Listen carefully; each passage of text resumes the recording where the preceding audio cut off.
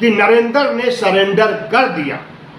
उसके बाद राहुल गांधी ने प्रधानमंत्री नरेंद्र मोदी की जेबी संस्था चुनाव आयोग, जी हाँ, चुनाव आयोग नरेंद्र मोदी और शाह की जेब में है, उनकी जेबी संस्था है, उस पर हमला कर रहे हैं राहुल गांधी। और चुनाव आयोग को भी नहीं सूझ रहा है, उसे भी दिन में तारे दिखाई दे रहे हैं जो सवाल दागे हैं राहुल गांधी ने।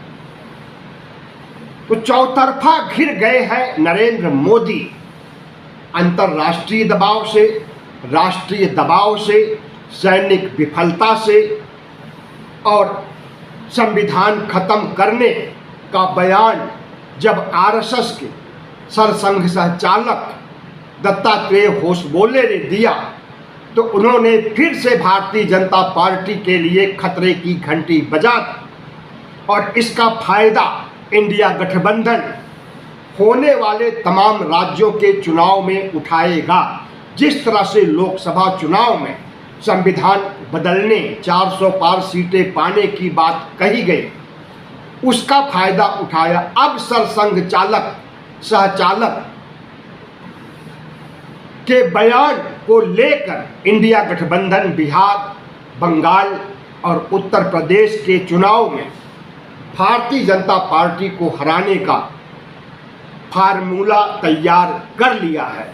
तो संघ भी नरेंद्र मोदी का दुश्मन बन करके खड़ा हो गया है और किस तरह से संघ के साथ जुगलबंदी करते हुए इस देश के अल्पसंख्यकों को इस देश से बाहर निकालेंगे, उसी के लिए CAA NRC कानून बनाए। लेकिन आज तक एक भी मुसलमान को बाहर के देशों में, मुस्लिम देशों में नहीं भेज सके। आरक्षण खत्म करने की मुहिम भागवत ने 2015 में चलाई थी, अब वह संविधान खत्म करने की मुहिम चला रहा है।